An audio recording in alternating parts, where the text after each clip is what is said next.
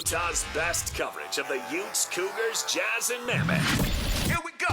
From the guys who have been there for all the biggest moments in Utah sports history. You're listening to DJ and PK on 97.5, the KSL Sports Zone.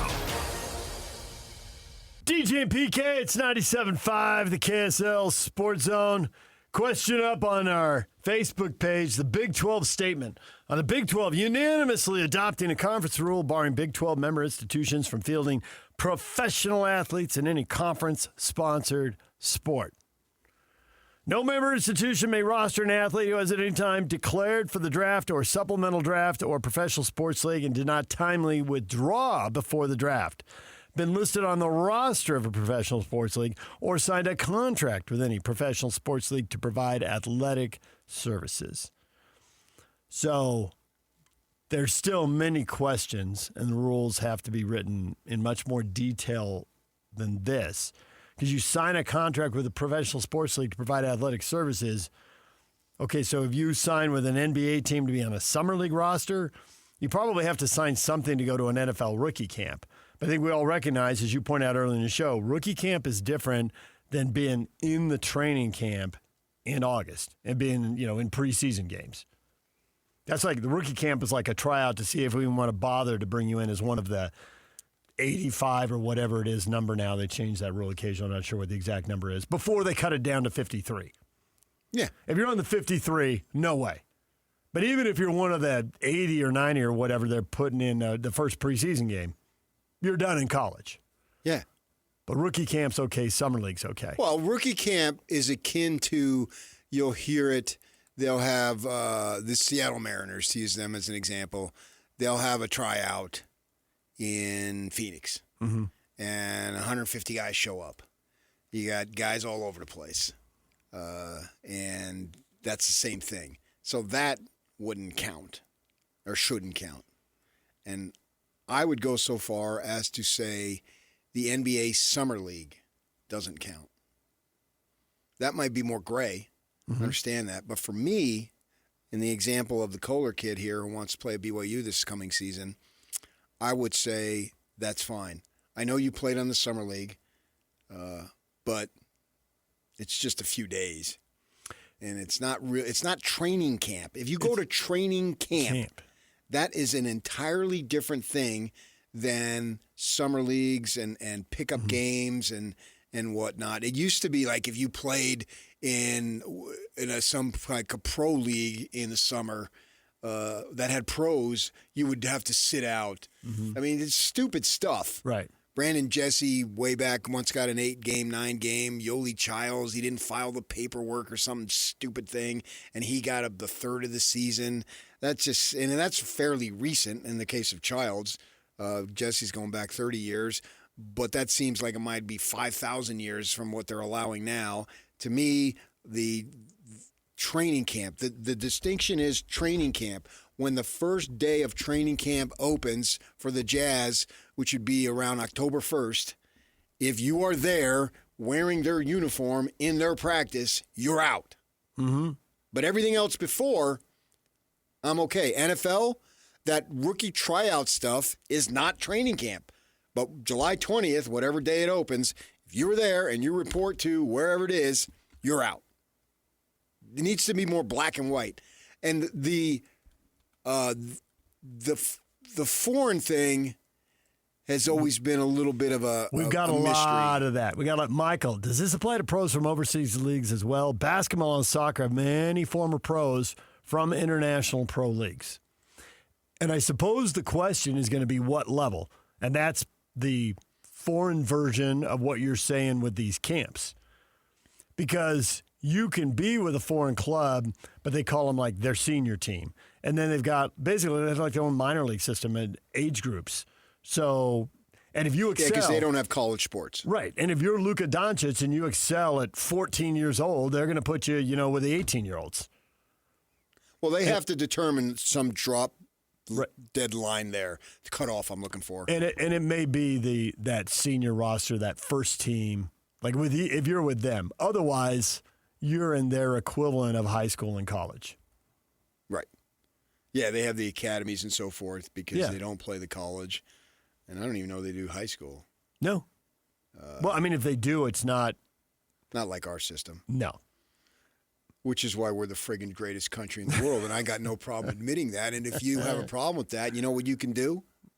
I mean, I'll be right there on the front line, man. I don't think we can say it on the radio. I'll say it on the radio. It goes back to Roki Sasaki, and can he show the blister? Well, it depends. Define pro sports league, Jason said. Yes, it will have to be defined. And it wasn't that defined in the statement they put out. The rules, I'm sure, are more defined than that. He says there could be extremely broad in its interpretation. In fact, isn't the NCAA a professional sports league at this point? Schools are paying players directly now. Sure. And that's why they're establishing these guidelines. It is. Okay, fine. Yeah. All right, great. Mark says this is the way it should be. But there are some coaches who are going to encourage said athletes to challenge it in court. That is true. And not just coaches. There's agents out there as well. Well, they want to get paid. They're going to find the best place for their player to get paid. They can do whatever they want, but the courts need to wake up and do it as appropriately. And the Lane Kiffins of the world, stop with your justification. We get it. Every single coach out there wants to win. And a lot of these programs, most of them, want to win at all costs, which means, and they'll couch it. And Kiffin is who he is, man. If you're looking for a man of impeccable, upstanding, will never waver in the face of temptation, he's not your guy. But he's not really that different. So there's three groups of coaches here, and I think the third group, the one you'd like to see, is the smallest group. There's a group of coaches who will push the envelope and do whatever it takes to win. There's a second group of coaches, which I think is what Ryan Day was kind of how he was describing himself when we played that bite earlier this morning. Like, hey, I don't want to do this, but if everybody else is doing it, I'm not going to be at a competitive disadvantage. I'm doing it too, but go ahead and change the rules. And I don't believe Ryan Day. Oh, you don't think he wants to lead the charge? No, I don't think I don't really want to do it. So I'm just going to couch it that, I have to do it. I have to do it for you Buckeye fans. I'm doing this for you. I'm not doing it for myself. I'm a man of upstanding, impeccable credentials. No. I don't think he's the one who's going to push the envelope, and maybe he'll prove me wrong here very because shortly. He doesn't have there to it is. That's where I was. That's exactly where I was going. He gets 5 stars. If you're not a 5-star, they don't want to be interested. He's already said that. He's already at the front of the parade, so what does he need a rule change for? The current rules are working really well for him and for Ohio State. So he's not going to be the one who pushes the envelope. Now, LSU wants to be at the front of the parade. Occasionally they have been, but haven't been able to stay there. So they will push the rule. Well, and they got the right guy. Yeah. Yes. Whatever rule he can bend, he's going to. Lane. And I think the administration allows it. It's like I don't dump on the steroid dudes. The league looked the other way. McGuire Sosa, after the strike, are essentially the Magic and Bird. They made everybody a lot of money. Yeah. They did. They brought eyeballs back when people were disgusted with the game. It's like, man, I'm still mad you canceled the World Series, but I got to watch you hit home runs. This is just too amazing. I can remember being in the Tribune newsroom when it was on Main Street, and all these 22-year-olds are now work for the Tribune. On Main Street? What? Well, that's where the offices were, and we had little TVs on the walls, and the news desk and the city side reporters and so forth, we were all jammed in together, and we're all watching Sosa and McGuire on a Tuesday night. The people who had no real interest in sports. Wow, it's some big home run thing. Everything. I'm going to check it out. Yeah, and so I'm supposed to dump on these guys as if they're just friggin' death row criminals? And Kiffin here, when the administration is okay with it, that's why they brought him in. They brought him in full well knowing his team was in the playoff. We don't care. We don't care about the youngsters on that team. We care about us. Screw them. They're 18, 22 years old, all in or in the way. Screw that. We want Kiffin. They could have waited a few weeks. He wasn't going anywhere, but they didn't. He was going somewhere. He's going to Baton Rouge. and they didn't would've care. waited? None of that whole collegiality. Everybody in this Right. conference is in the same boat together. Blah blah blah. Yeah, Blah, blah, we're blah, family. blah. Yeah, Blah, they're blah, family blah. in the way the Bus family's family. Here's a sharp stick. Take your glasses off so I can poke you in the eye. Right. So, and now I'm expecting them to be high moral character? No. Why would I expect that? You pick up a snake, he's going to bite you. Yeah. And we had Care on when you were gone, and Riley's just saying, "Oh, Eric, he's just making all sorts of fun of me. PK's making fun of me." And Care says, "Hey, you knew what he was when you picked him up." I've had occasion to talk with a couple high school principals and talking about high school football and all the transferring and all that, and you've come up in it, and and they're not all aware that you know Eric Care so well because your wife worked in the same athletic department. And you end up just sitting at games, talking. And I said, so Care walks over and sits down, and PK's got to give him a hard time because he's PK, and people are like, they know. Yeah, so I don't even know that I really criticize Kiffin because the system is allowing him to do it. And he wants to win. He's paid to win games. He's not paid to build upstanding future community leaders, all that BS that we hear about. And he's at that rare school where you're You're out paid the to win door if games. you don't. You're out the door, but you're paid to win playoff games. Right. You can add, Kelly won a lot of games, but he wouldn't win a playoff game, so next. That's why the more responsible of adults, if there's such a thing, need to have these rules. This is something that the entire state of NCAA athletics and all the administrators and all the presidents, everybody involved, just woefully dropped the ball on. And, the horse out of the barn or whatever that expression is. And now we're trying to corral Secretariat to get back into the barn. Well, there was so long where they made so much money off players, and players didn't get checks. And you can see, and even when they started giving them I thought you were going to cost of say something attendance. else. I thought you were going to say players didn't get. Well, they did. If I'm reading your mind correctly, I believe the answer to that was yes.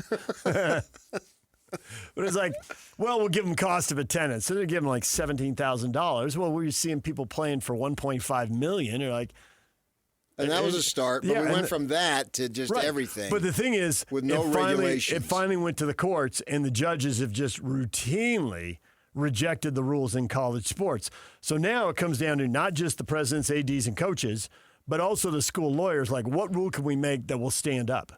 Anything. Because if you They're just trying refuse that. to do it, then who cares what the court rules? Yeah, but they're not going to refuse to do Then it because do it. everybody wants to win. Then that's where they need to stand up and say, this is what we need to do. As I said, training camp. That's a black and white line that is easily identifiable, recognizable, and implemented. If you go to training camp, no. This way, everybody knows. Jackson Kohler did not go or has not, they haven't had it yet, has not gone to training camp.